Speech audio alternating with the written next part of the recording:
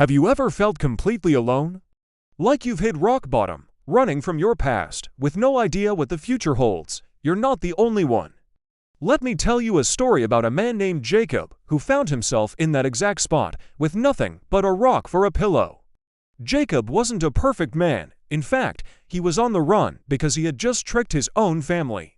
He deceived his elderly, blind father, Isaac, and stole the birthright blessing from his twin brother, Esau. Imagine the betrayal, the anger. Esau was furious, so much so that he wanted to kill Jacob. So, their mother, Rebekah, told Jacob to flee, to run for his life to his uncle's house in a distant land. So there he was, a fugitive, alone in the wilderness as the sun went down. He had no tent, no friends, no comfort. He was utterly isolated, carrying the heavy weight of his mistakes and the fear of his brother's wrath. He found a random stone, laid his head on it, and fell into an exhausted sleep, probably thinking this was the end of his road. But this is where the story takes an incredible turn. It's in our lowest moments, when we feel most abandoned, that something extraordinary can happen. That night, Jacob had a dream, but this wasn't just any dream. It was vivid, powerful, and it would change his life forever. He saw a magnificent ladder, or maybe it was more like a grand staircase, standing on the earth, and its top reached all the way into the heavens. It was a bridge connecting the world he knew with a realm he couldn't imagine. And on this staircase, he saw something even more astonishing. Angels of God were ascending and descending on it. They were constantly moving, busy, traveling between heaven and earth.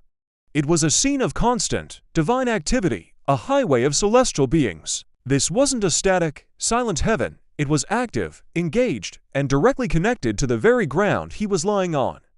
Think about what this meant for Jacob. He felt completely cut off, isolated from everyone and everything he loved. He thought he was alone in a desolate wasteland. But this dream revealed a stunning truth. He was not alone at all. Right there, in his place of despair, was a direct link to the heavens. God's messengers were present and active, even when he couldn't see them. Then, the dream became even more personal. At the very top of this incredible ladder, Jacob saw God himself, and God spoke directly to him. He didn't start by scolding Jacob for his deceit or reminding him of his failures. Instead, God introduced himself with a promise. He said, "I am the Lord, the God of your father Abraham, and the God of Isaac." God was connecting Jacob to his heritage, to the promises made to his grandfather and his father. He was reminding Jacob that he was part of a much bigger story, a story of divine purpose. God then made a series of breathtaking promises directly to Jacob. He said, "The land on which you lie, I will give it to you and your descendants. Your descendants will be like the dust of the earth, and you will spread out to the west and to the east, to the north and to the south." This was a promise of a future, a legacy, a home. For a man on the run with nothing to his name, this was everything. God was telling him that his current situation, sleeping on a rock in the middle of nowhere, was not his final destination. It was just a stopping point on a much grander journey. God saw not just a trickster running in fear, but the father of a great nation. But the most powerful promise, the one that must have shaken Jacob to his core, came next. God said, "Behold, I am with you, and will keep you wherever you go, and will bring you back to this land. For I will not leave you until I have done what I have promised you.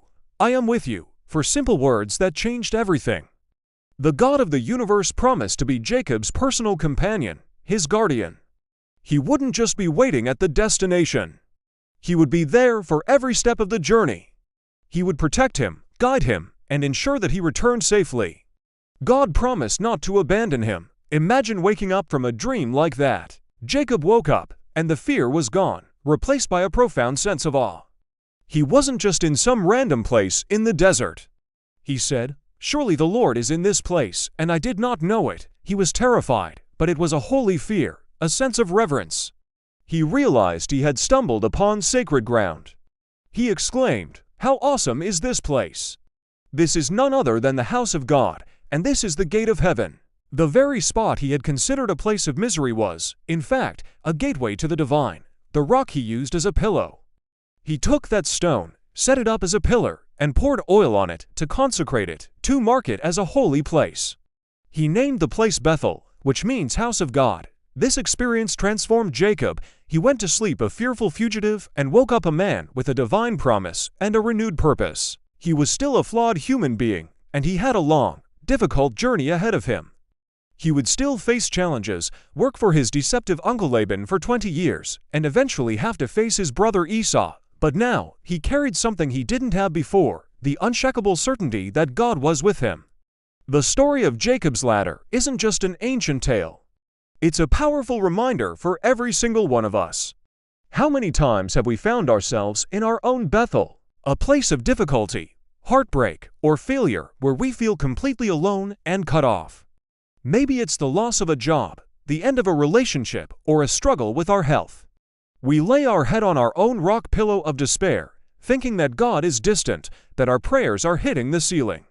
But Jacob's best story tells us that it is precisely in those hard places that the gate of heaven can open up. God's presence isn't reserved for the good times or for when we feel weary at our best. He meets us in our mess, in our brokenness, in our fear.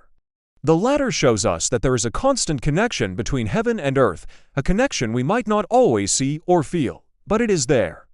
And just as God spoke to Jacob, He speaks to us, maybe not in a dream with a literal ladder, but through His word, through the kindness of a stranger, through a sudden sense of peace that defies our circumstances. He reminds us of His promises, I am with you. I will not leave you. Jacob's journey wasn't magically fixed overnight. He still had to face the consequences of his actions. But he moved forward with a different perspective. He knew he wasn't walking alone. That knowledge gave him the strength to endure years of hardship and eventually reconcile with his brother. So if you're in a hard place right now, feeling like you're sleeping on a rock in the middle of nowhere, remember Jacob. Look for the ladder. Open your heart to the possibility that God is right there with you, that this place of pain could become your Bethel, your house of God. The darkest night can be the very setting for the most brilliant revelation of God's presence and His unwavering promises for your life. You are not alone. There is a connection to heaven, and God has promised to be with you, always.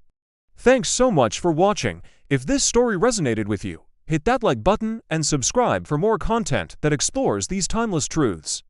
We'd love to hear your thoughts in the comments below. See you next time.